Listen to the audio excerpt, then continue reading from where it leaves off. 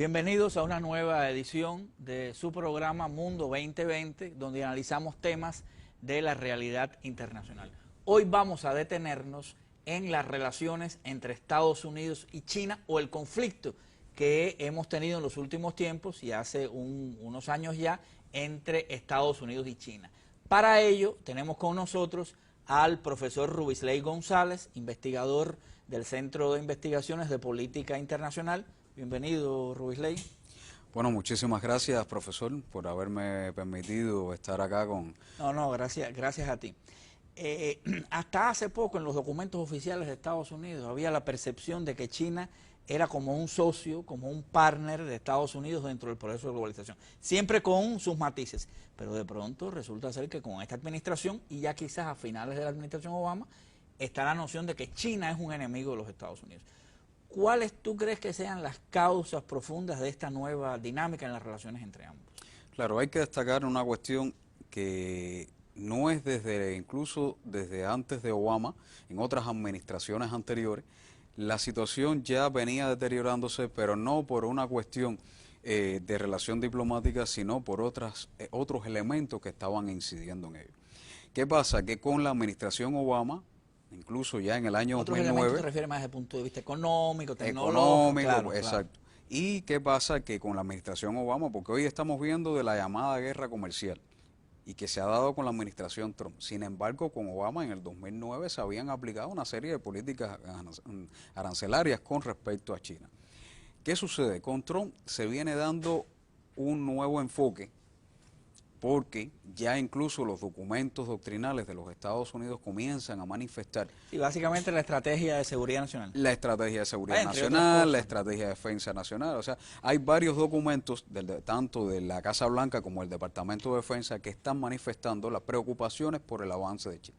O sea, ya China está en una posición que compite a nivel económico y tecnológico con los Estados Unidos, y eso ha llamado la atención al interior de los Estados Unidos. ¿Por qué? Porque a diferencia de otras economías, es la única que es capaz de competir a un nivel de lo que ha llegado los Estados Unidos, aún con la brecha existente en diferentes elementos, incluyendo el tema militar.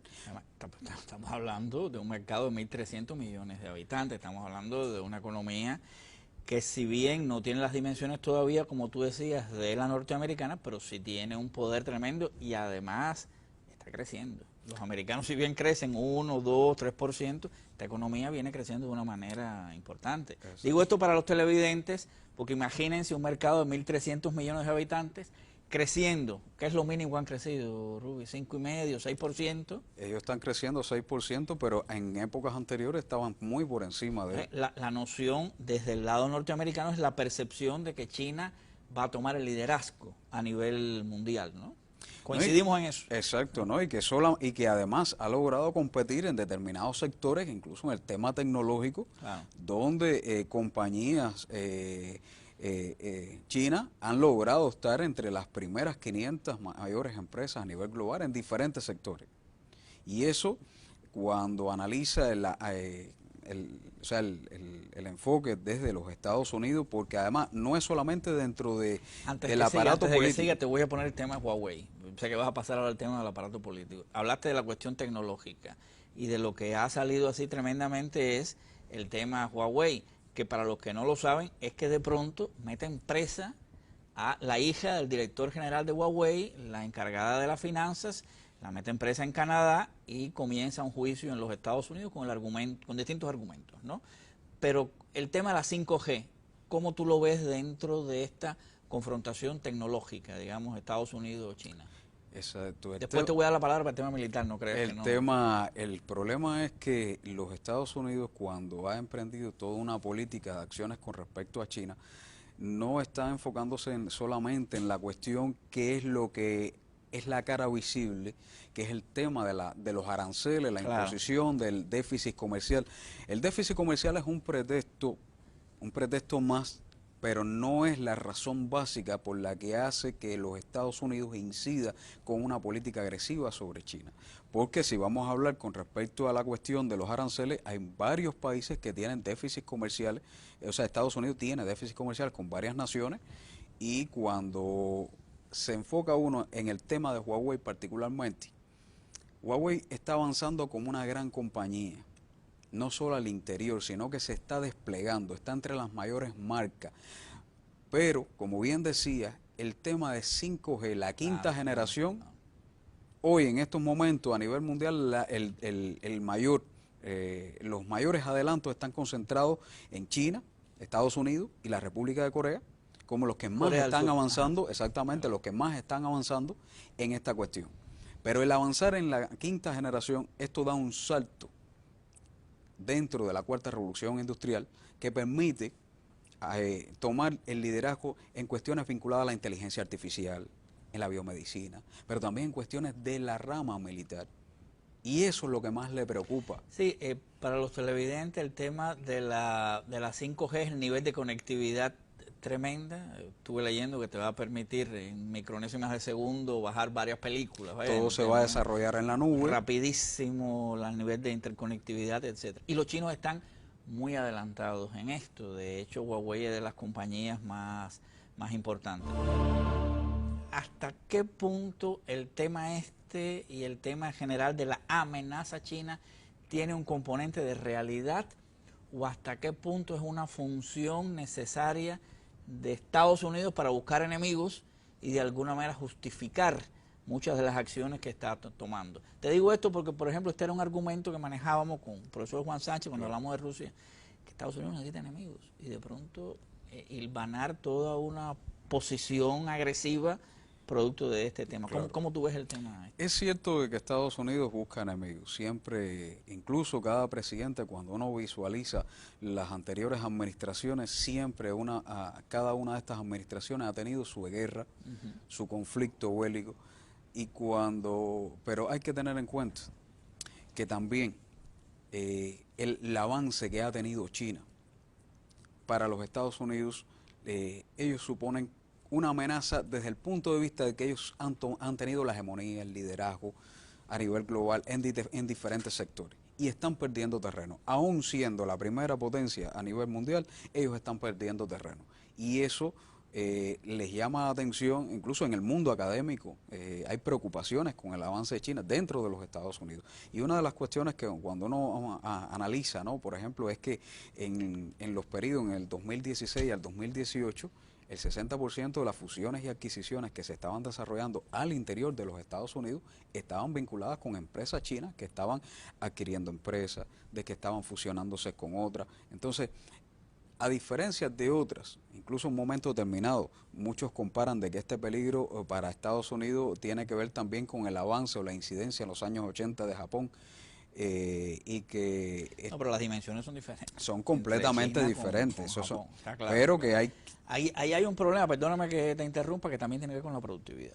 Sí, con problemas estructurales de la economía norteamericana, una economía que salió de una crisis profunda en el 2007, que tiene serios problemas en productividad, serios problemas con la tasa de inversión, serios problemas en la educación, porque hay que entender que China, con todo el gran nivel de criticismo que hay respecto a China, lo cierto es que gracias al socialismo ha logrado tremendos avances en términos de educación, en términos de sacar a las multitudes de la pobreza, varios millones de chinos, y esto ha hecho que el país estructuralmente esté muy bien preparado para acometer todas estas cuestiones que se necesitan, ¿no? Lo que tú mencionabas en la cuarta revolución industrial, ¿no? Exacto. Si algo que ha caracterizado a la región de Asia de manera general es que están apostando por el avance de la ciencia y la tecnología. Claro. Pero para apostar también para el avance de la ciencia y la tecnología hay que los estados como estados tienen que prestarle atención, y eso ha pasado en esta región asiática, es que los estados le han dedicado gran atención a la cuestión de la educación. Sin educación, formación, no hay tampoco avance en el tema tecnológico. Entonces, una de las cuestiones a la que le he dedicado mucha atención es por parte de China es a la educación, pero no solo a la educación primaria, secundaria, a la formación en la universidad, al vínculo con los centros de investigación, al avance. Incluso cada una de estas empresas, incluyendo la propia Huawei que estábamos hablando, tiene sus centros de investigación dedicados a lo que es la investigación y desarrollo más innovación. Vinculado con la producción concreta. Vinculado con una de las cosas que estamos viendo acá en Cuba, ¿no? Digo, para los televidentes extranjeros, sobre todo, cómo vincular las universidades, los centros de pensamiento a la producción concreta, que no se quede en los libros, que no se quede... Exactamente. Y esto incluye también a los teóricos de las relaciones internacionales, los estudiosos, ¿no? Cómo realmente los estudios, los avances que tengamos nosotros, pues impacte en temas de la política exterior. De todos modos, lo cierto es que a Trump ya él se autotitula como el tariff man, el hombre que mete las tarifas, que mete las medidas proteccionistas, y de alguna manera también son acciones políticas contrarias a una dinámica económica que no les favorece, porque por algo hay este desbalance comercial. Bueno, vamos a dejarlo aquí si te parece. Quedamos pendientes de los temas que habías abordado al principio, creo que te interrumpiste, te desvié la conversación hacia temas económicos, pero esto es mucho más que cuestiones económicas. Vamos a hablar también de temas militares, de temas geopolíticos en la segunda parte de nuestro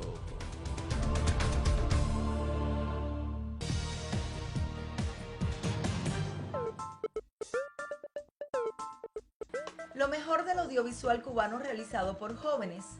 Lente Joven, todos los lunes por Cubavisión Internacional.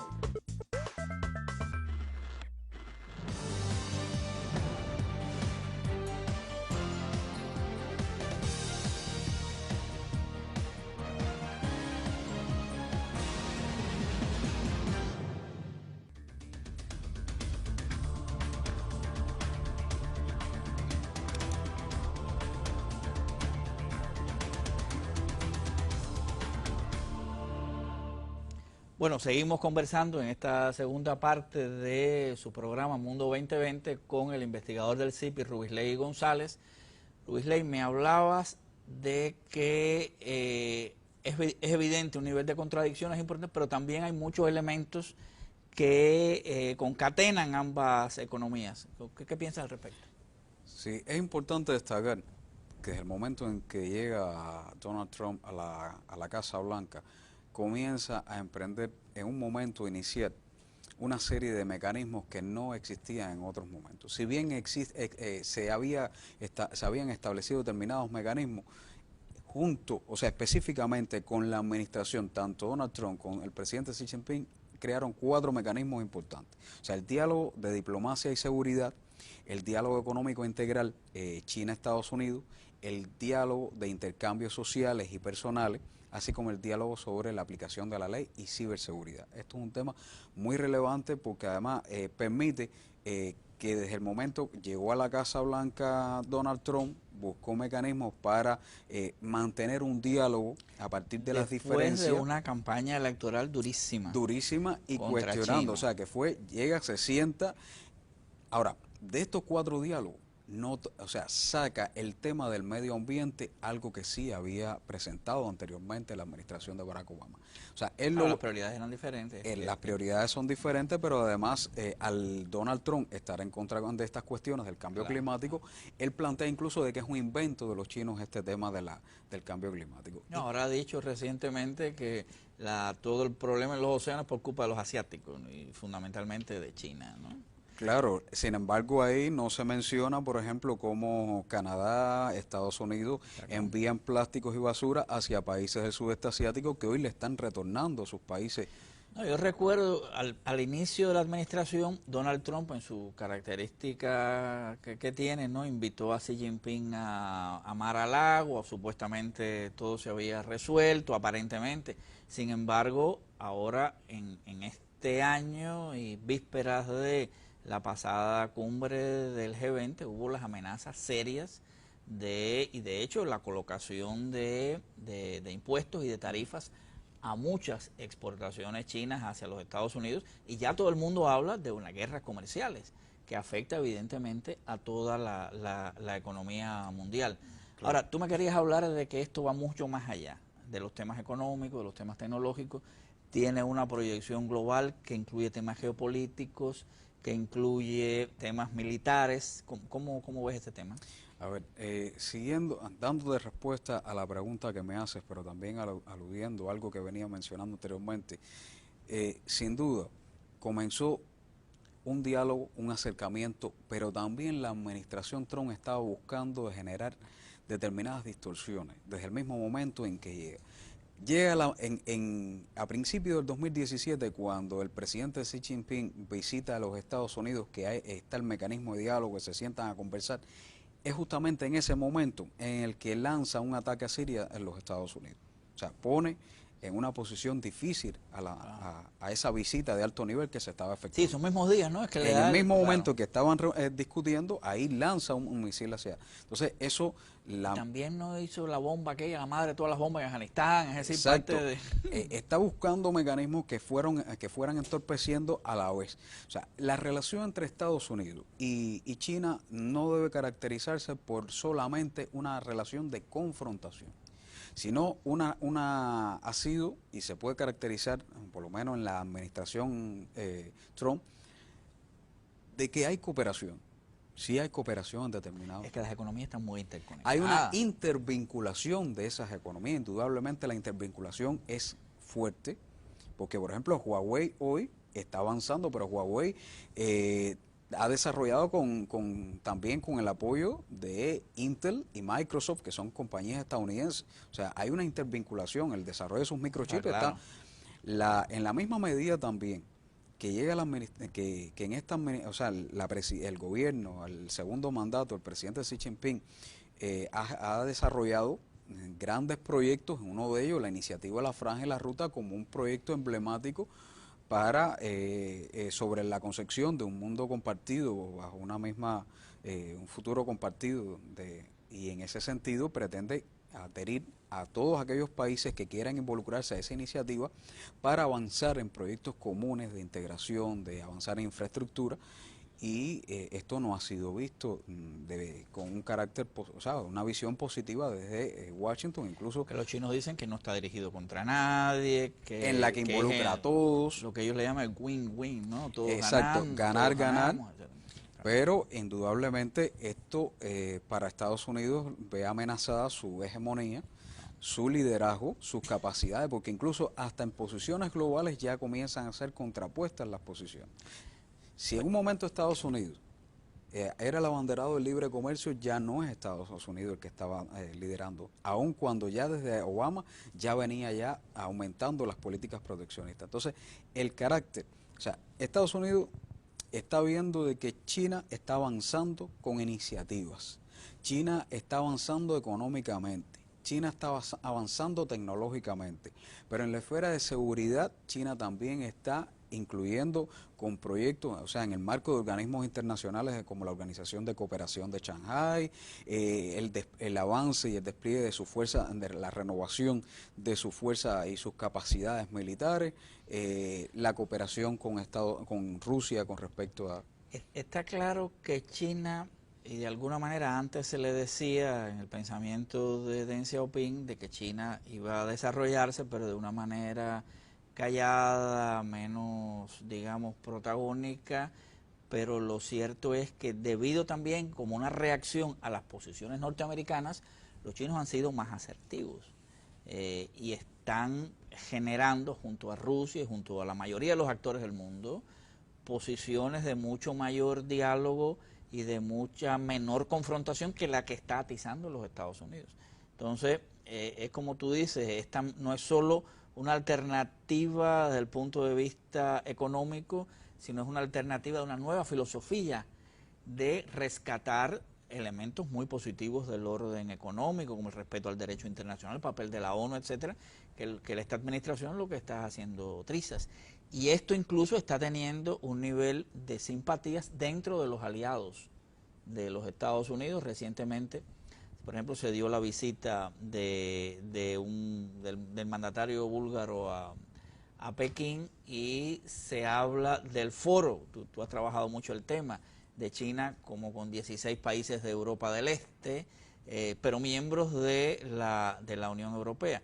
Es decir, que China no es un paria en las relaciones internacionales, es la segunda economía del mundo, con una proyección política quizás no tan activa o no tan protagónica, digamos, como Rusia, que ya lo vimos en otro programa, u otros actores, pero no hay dudas que las posiciones chinas tienen un nivel de plasmación en acciones concretas. Tú estabas hablando también de la cuestión militar, que ahí desde el principio empezamos, ¿no? Estás hablando de la proyección china oceánica en términos de armamentos. ¿Querías abundar sobre ese tema? Claro, ahí siguiendo lo que me comentaba, indudablemente China ha ido avanzando y ha ido retomando, o sea, ha ido adoptando un cambio de su filosofía en la proyección externa, que muchas veces ha sido a partir de las propias presiones a las que ha sido sometida, en el sentido de que, por ejemplo, ataques como lo que sucedió en Libia, de la coalición junto con los Estados Unidos, eso implicó una retirada de trabajadores, de empresas que tenían China en ese lugar, y hubo que retirar más de 3.000 trabajadores. O sea, los impactos económicos fueron llamativo, ¿no? Y en la medida que una acción beligerante, agresiva de los Estados Unidos estaba repercutiendo sobre la política y sobre la economía china. Indudablemente hay un cambio con el ascenso de Xi Jinping a la... También sobre el prestigio. Sobre el prestigio, porque además... ¿Recuerdan el 99 cuando los americanos, cuando la OTAN bombardeó Belgrado y le dio ahí a la embajada china? Exacto. Belgrado, es decir, ellos toman nota de eso.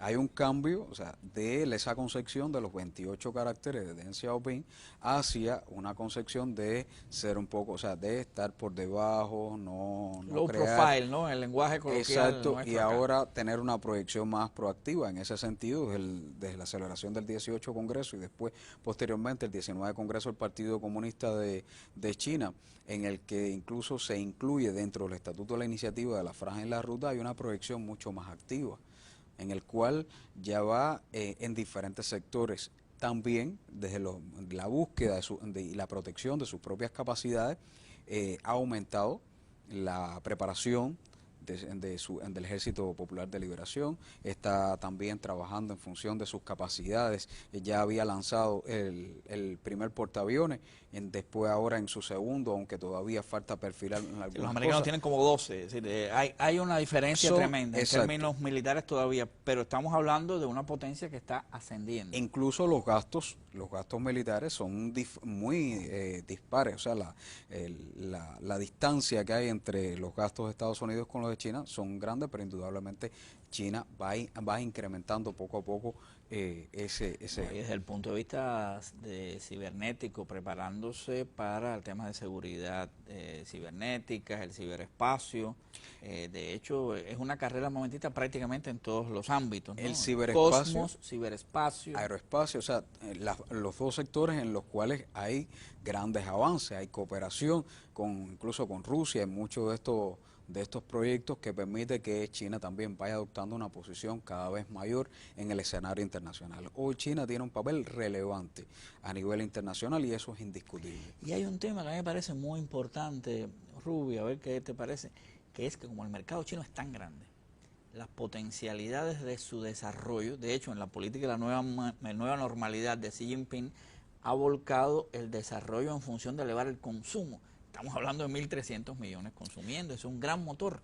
La mayoría de los países hasta ahora, y la propia China, se había desarrollado en función de las exportaciones.